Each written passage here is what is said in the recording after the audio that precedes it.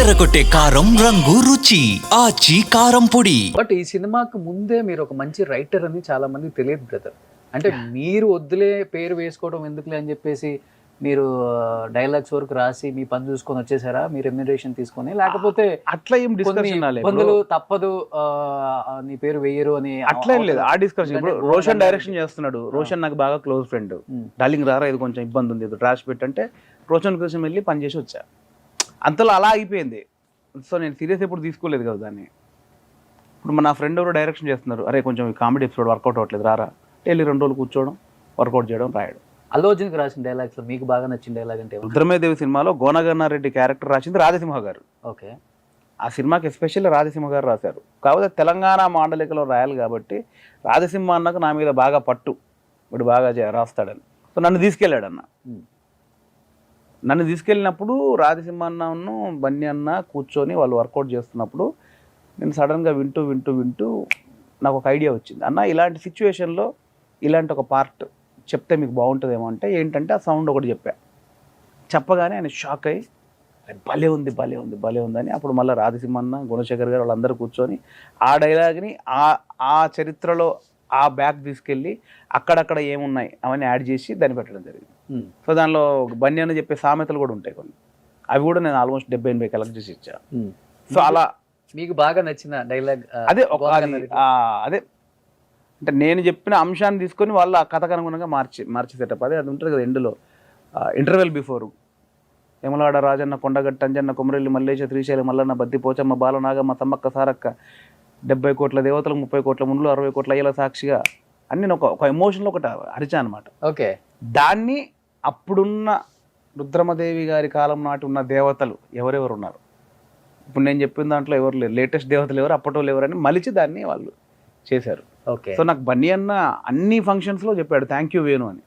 కానీ ఆ వేణు నేనని తెలియదు జనాలకి, అది ప్రాబ్లం. నిజంగా వరంగల్లో దాంట్లో ఫంక్షన్, హైదరాబాద్ దాంట్లో థ్యాంక్స్ వేణు అని బన్నీ అన్న చెప్పాడు. అవును, కానీ అది నేను తెలీదు ఎవరికి. ఇప్పుడు తెలిసింది కదా ఈ వేణు ఆ వేణు.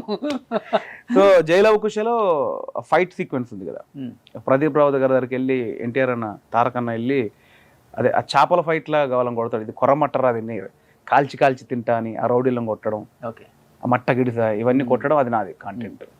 సో ఇద్దరితో మంచి ర్యాప్ ఉంది కాబట్టి వినన్నా. నెక్స్ట్ జూనియర్ ఎన్టీఆర్ తోనా అల్లు అర్జున్ తోనా? వాళ్ళతో యాక్ట్ చేసే అవకాశం వస్తే చాలు నాకు. డైరెక్ట్ చేసేది ఫ్యూచర్, అది ముందు యాక్ట్ చేసే అవకాశం రావాలి. అదే అంటున్నా, ఇప్పుడు అంత పెద్ద హీరోలని డీల్ చేసే క్యాపబిలిటీ ఇంకా అంత సామర్థ్యం నాలో లేదనుకుంటున్నాను నేను బేసిక్గా. ఇప్పుడు ఈ బలగం అనే కథ ఓన్గా నాలో ఉన్న ఒరిజినాలిటీ బలగం.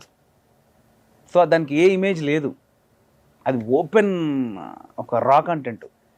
ఇంత పెద్ద వాళ్ళకి ఎంతో పెద్ద ఇమేజ్ని టాలీ చేసుకొని సినిమా తీయడం అనేది నాట్ ఈజీ టాస్క్.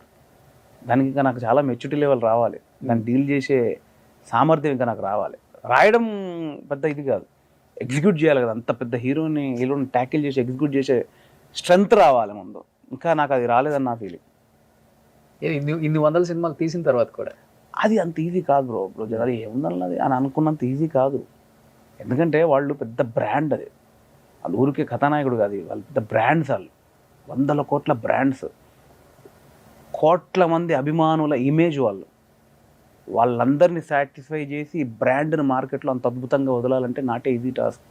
కమర్షియల్ డైరెక్టర్లని మామూలు ఉందే 4 ఫైట్లు లేదు అంటారు, అది చేస్తే తెలుస్తుంది. మనం ఏదో కాబట్టి తెలిసింది. ఇప్పుడు మన ఆఫీస్లో కూర్చొని 4 ఫైట్లు 4 పాటలు ఏముందని అంటే కుదరదు. అది ఓన్లీ కథ కాదు, ఒక 100 కోట్ల బ్రాండ్ ఇమేజ్, కోట్ల మంది అభిమానుల ఇమేజ్ని టాలీ చేస్తూ కథ చెప్తూ అంతమందిని సాటిస్ఫై చేయడమే కమర్షియల్ సినిమా. నాటే ఈజీ టాస్క్ అది. ఎవరు పడతారు 4 సీన్లు రాసేసుకొని 4 పాటలు రాసేసుకొని అంటే కుదరదు. దాని వెనకాల చాలా కత్తి మీద సాము కమర్షియల్ సినిమా వర్కౌట్ చేయాలంటే. పాన్ ఇండియా అని ఊరికే అది అంటే మామూలు జనాల్లో ఉందిరా 4 పాటలు 4 ఫైట్లు అంటారు. That is not easy task. నేను చెప్తున్నాను కదా, దాన్ని డీల్ చేయాలంటే ఇంకా నాకు చాలా శక్తి కావాలి, అనాలిసిస్లోకి వెళ్ళాలి, అది చాలా పెద్ద పని అది. సో నీకైతే ఉంది అది, ఇంకా నేను నేర్చుకునే దశలో డైరెక్ట్ చేయాలి పెద్ద హీరోతో. డెఫినెట్లీ బ్రో, ఎవరైనా స్టెప్ ఎక్కాలి అనుకుంటాం కదా. నేను బలగమని సినిమా చేశాను, నెక్స్ట్ నేను కూడా పెద్ద సినిమా చేయాలని నాకు ఆశ ఉంటుంది. అంటే ఎలా కమర్షియల్ సినిమాలు తీయగలరా మీరు, లేకపోతే ఫ్యామిలీ ఓరియంటెడ్? అట్లా ఏం లేదు, నేను డెఫినెట్లీ అన్ని జోనర్లు చేయాలని ఒక ఆశ ఉంటుంది.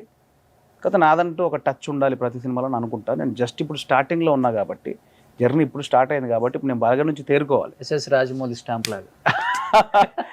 ఏమో మీ మాట వల్ల అక్కడ దాకా రీచ్ అయ్యే శక్తి నాకు ప్రేక్షకులు ఇవ్వాలి. నాకు డెఫినెట్లీ ఏదైనా ప్రేక్షకులే అండి, మనకి ఆడియన్స్ ఇచ్చే లవ్వే మన ఇమేజ్ పెంచుద్ది. మనం ఏ స్టెప్ తీసుకోవాలి అనే ఆలోచన వాళ్ళు ఇచ్చే దాని మీదనే ఉంటుంది. సో ఐఎమ్ జస్ట్ లెర్నర్ అయితే డైరెక్టర్. సో దీని నుంచి నేను తేరుకొని నెక్స్ట్ ఆలోచించడానికి మొదలు పెట్టాలి. ఇలాంటి సబ్జెక్టులు వచ్చినప్పుడు పవర్ స్టార్ పవన్ కళ్యాణ్ గారు భుజం తట్టి గో హెడ్ అని చెప్తారు. డెఫినెట్లీ అవును. సో మీకు జబర్దస్త్ ఫ్యామిలీకి మెగా కాంపౌండ్కి చాలా దగ్గర సంబంధం ఉంది. పవన్ కళ్యాణ్ గారి దగ్గర నుంచి ఏమైనా కాల్ మెసేజ్? ఆల్మోస్ట్ వచ్చిందండి, బట్ సార్ చాలా బిజీగా ఉన్నారు. ఆల్మోస్ట్ మీట్ అవ్వాల్సిన పరిస్థితి, కానీ ఆయన చాలా హెక్టిక్ షెడ్యూల్స్లో ఉన్నారు. మా కాల్ వచ్చింది, మీట్ అయ్యే పరిస్థితి 2 సార్లు క్యాన్సిల్ అయింది కూడా. సో ఆల్మోస్ట్ మీట్ అయ్యే పరిస్థితి జస్ట్లో మిస్ అయింది. మీ పెన్నుకు ఆ పవర్ కలిస్తే ఎలా ఉంటుంది? ఇది నాకు భయపెట్టకండి మీరు. చెప్పేది కదా, నాకు ముందు ధైర్యం రావాలి, నాకు స్ట్రెంత్ రావాలి. ఓకే, దానికి ఇంకా టైం ఉంది. ఇంకా నేను నేర్చుకునేది చాలా ఉంది డైరెక్షన్లో. ఏం పవన్ కళ్యాణ్ గారి గురించి వేణు గారు ఏం చెప్తారంటే మీ మాటలు ఏం చెప్పగలరు? ఆయన జర్నీని చూశారు. అత్తారింటికి దారి వెళ్ళినప్పుడే పవన్ కళ్యాణ్ గారు, మేము అందులో నేను అత్తారింటికి దారి చేశారు. అవును, మేము సినిమా చేశాక ఆయనతో ఫోటో దిగడం బ్యాలెన్స్ ఉంది, ఆయనతో ఒక షార్ట్ బ్యాలెన్స్ ఉంది. భయంగా నిలబడ్డాం ఆలియానతోటి, అన్నతో ఫోటో, సార్తో ఫోటో అంటే 1 ఫైన్ వచ్చాక ఆయన కూర్చోబెట్టి ఆయన ఎన్ని చెప్తున్నారు తెలుసా? వేరు నువ్వు ఉగ్గు కథలు చేసినావు కదా, ఈగా ఆడియో ఫంక్షన్ ఉగ్గు కథ చేసావా, ఫెంటాస్టిక్. ఆ మధ్యలో ఏదో యాడ్ చేసినట్టు నువ్వు ఏదో క్యాబ్లో మీరూస్ క్యాబ్ పైన చూసాను, నువ్వు క్యాబ్ పెట్టుకుని యాడ్ ఏదో చేసావు కదా. అంత ఫాలో అవుతారు ఆయన. పోనీ ఈసారి ఎక్కడ కనపడితే వేణు నువ్వు మొన్న బలగం తీసావు కదా నేను చూసి. డెఫినెట్లీ అంటారు. నాకు ఎందుకు సర్దార్ గబ్బర్ సింగ్ అప్పుడు కూడా నాకు ఎంత సపోర్ట్ చేశారు. ఆయన ఒక్కరే నన్ను నాలో కమెడియన్ కాకుండా యాక్టర్ ఉన్నారని ఆయన పసిగట్టి, మీరు సర్దార్ గబ్బర్ సింగ్లో నాకు సీరియస్ క్యారెక్టర్, ట్రౌట్ క్యారెక్టర్, క్లైమాక్స్లో పవన్ కళ్యాణ్ గారికి నేను సపోర్ట్గా ఉంటా. ఆయన you are not a comedian, your actor, keep it up my boy. And Sardar Gabbar Singh అప్పుడు ఎలా I'm expecting you more from you in future వచ్చింది సార్. కానీ మీరు సర్దార్ గబ్బర్ సింగ్ లో చూడండి, అసలు సీరియస్ ఎపిసోడ్లో మొత్తం నేనే ఉంటా. నన్ను ఆయన అప్పుడే చూసారు ఒక యాక్టర్గా. మీరు కమెడియన్ కాదు సార్, మీరు మంచి పొటెన్షియల్ ఉంది, మీ కళ్ళల్లో ఏదో కనిపిస్తుంటుంది, నాకు మీ బాడీలోనే ఏదో నాకు కనిపిస్తుంటుంది, your not a comedian, your actor అని ఊరికే అన్నారు అనుకున్నా. ఆ వేషం ఇచ్చారు నాకు సర్దార్ గబ్బర్ సింగ్లో. సో ఆయన ఇంకో కిక్ అది అంతే. నేను ఓపెన్గా చెప్తా, ఆయన సినిమాలు వస్తే 2 వేసుకొని పోతారు రాత్రి 2 గంటలకి. నేను ట్రూ ఫ్యాన్, నాకు భయమే లేదు. అది పిచ్చిగా అరవాలి అనేది అన్ని సినిమాలు. ఇప్పటికి పవన్ కళ్యాణ్ గారి మూవీస్ రిలీజ్ అయితే అరుస్తూనే ఉంటారా థియేటర్లో? అంతే. అంటే ఒక సెలబ్రేషన్ మూమెంట్ ఉంటుందండి నాకు. లిటరల్గా 2-3 సినిమాలకు అయితే మేము మధ్యాహ్నం 10 గంటల నుంచి చింపడాలు స్టార్ట్ చేసి ప్రిపరేషన్ చేసి అవన్నీ రెడీ చేసుకుని పోతాం. అదొక చిన్న ఫ్యాన్ బేస్ మూమెంట్ లాగా. అంటే ఇప్పుడు హోలీ ఎట్లుంటుంది, హోలీకి అందరే రండి మనం అక్కడికి వెళ్ళి ఆడాలి చేయాలి ఉంటుంది కదా, ఆ ప్రిపరేషన్ ఉంటుంది. కనిపించింది రీసెంట్ గా ఫ్యాన్ బై మూమెంట్ కూడా వాల్తేరు వీరయ్యలో బాబీ అన్న డైరెక్ట్ చేస్తే ఒక ఫ్యాన్ బాయ్ ఎలా చూపించాలనుకుంటాడు ఆయన హీరోని, అలా ఫ్యూచర్ లో పవన్ కళ్యాణ్ గారిని అలా చూపించారు వేణు గారు. గాడ్ గ్రేస్ నాకు అంత పవర్ రాలి, అవకాశం వస్తే డెఫినెట్లీ. సూపర్. సుమన్ టీవీలో మీ పర్సనల్ అండ్ బిజినెస్ ప్రమోషన్స్ కోసం కింది నెంబర్కి కాంటాక్ట్ చేయండి.